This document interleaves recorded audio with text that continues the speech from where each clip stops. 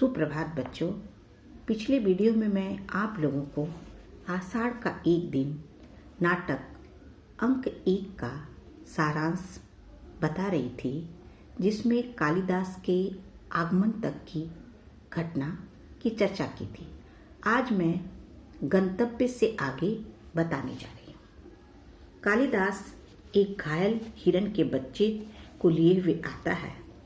वह उससे बात करते हुए कहता है कि अंगुलियों का कोमल स्पर्श उसके प्राण बचा सकता है। कालिदास मल्लिका को एक पात्र में दूध लाने के लिए कहता है। मल्लिका अंबिका की कही बात कालिदास से भी कहती है कि जब भी राज्य के कर्मचारी गांव में आते हैं, कुछ न कुछ अनिष्ट होता है। कालिदास उस हिरण के बच्चे से बात करते हुए दूध पिलाने का प्रयास करता है। उसी समय राजपुरुष दंतुल का प्रवेश होता है। दंतुल कालिदास से यह प्रश्न पूछता है कि मेरे बाण से घायल हिरण को क्यों यहाँ लाए हैं। तब कालिदास और दंतुल का परिचय होता है।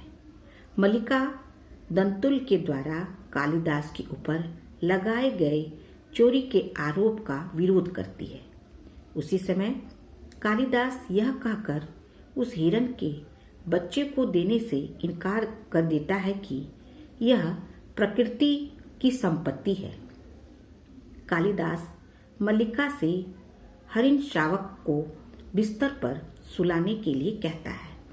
तब अंबिका यह कहकर इनकार कर देती है कि बिस्तर मनुष्यों के सोने के लिए है, पशुओं के सोने हेतु नहीं। तब कालिदास उस शावक को लेकर जाने लगता है। तभी दंतुल भी तलवार लेकर उसके पीछे जाने को तैयार हो जाता है। तभी मल्लिका द्वारा उसे यह पता चलता है कि शावक की रक्षा करने वाला व्यक्ति कोई और नहीं, महान कवि कालिदास है। यह सुनकर वह आश्चर्यचकित हो जाता है। दंतुल मल्लिका को यह बताता है कि उज्जैनी के महाराज कालिदास की रचना ऋतु संहार से प्रभावित होकर उनका सम्मान करना चाहते हैं। इसी उद्देश्य से आचार्य वररुचि यहाँ आए हैं। यह कहकर दंतुल वहाँ से चला जाता है। दंतुल की बात सुनकर मल्लिका प्रसन्न हो जाती है और यह बात अपनी माँ अंबिका को बताती है। यह सुनकर अंबिका कालिदास के दोषों का विवेचन करने लगती है। तब कालिदास के दोष के संदर्भ में अंबिका कहती है कि वह तुमसे विवाह क्यों नहीं कर रहा है। इसके प्रत्युत्तर में मल्लिका यह कहती है कि अभावग्रस्त जीवन में विवाह की कल्पना करना भी असंभव है। मल्लिका से कहती है कि मेरी अनुपस्थिति में जब भोजन की व्यवस्था भी मुश्किल हो जाएगी, ऐसी परिस्थिति में तुम्हें मेरे कथन के औचित्य का अभाव होगा। मल्लिका यह कहना चाहती है कि आज कालिदास का जीवन एक नई दिशा को ग्रहण कर रहा है। ऐसी परिस्थिति में वो अपने स्वार्थ अथवा अपने लाभ की बात नहीं कर सकती। माता व पुत्री की इस बातचीत के दौरान ही मातुल के शब्द सुनाई देते हैं। यहाँ पर मातुल का प्रवेश कथा में होता है। अंबिका को पुकारते हुए मातुल प्रवेश करता है। मातुल कहता है कि वह पूरे गांव में घोषणा करने वाला है कि कालिदास से अब मेरा कोई संबंध नहीं है, क्योंकि उज्जैनी से आचार्य वररुचि आए हैं और वे कालिदास को सम्मानित करने के लिए अपने साथ उज्जैनी ले जाना चाहते हैं, परंतु कालिदास इनकार कर रहे हैं। अंबिका कहती है कि कालिदास उज्जैनी अवश्य जाएगा। इस वार्तालाप के दौरान एक ग्रामीण आता है। वह मातुल से कहता है कि उज्जैनी से आए आचार्य आपकी प्रतीक्षा कर रहे हैं। इस दौरान मातुल और ग्रामीण में वाद विवाद होता है। ग्रामीण यह बताता है कि आचार्य कालिदास को जन्म देने वाले इस ग्राम प्रदेश का दर्शन करना चाहते हैं। मातुल निक्षेप को कालिदास को खोजकर लाने के लिए कहता है और यह कहते हुए चला जाता है। मातुल यह भी कहता है कि मेरा मन करता है कि जैसे भी हो मैं कालिदास को आचार्य के सामने अवश्य पेश करूं। मातुल के जाने के पश्चात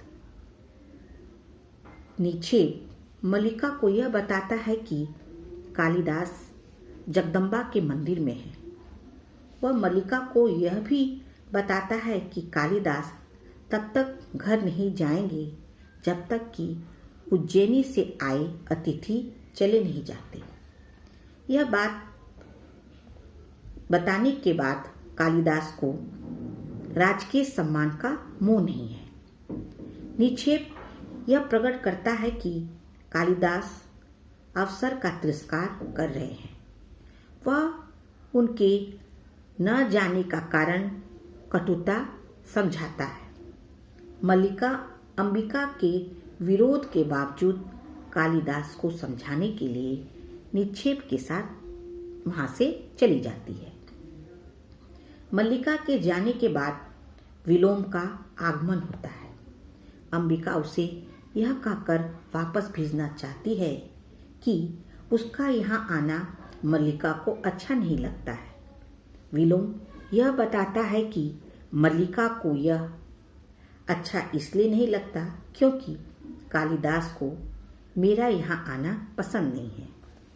विलोम अंबिका से यह कहता है कि कालिदास के उज्जैनी जाने से पूर्व मल्लिका व कालिदास का विवाह हो जाना चाहिए क्योंकि सारे प्रांत में उनके संबंध को लेकर बातें की जा रही है।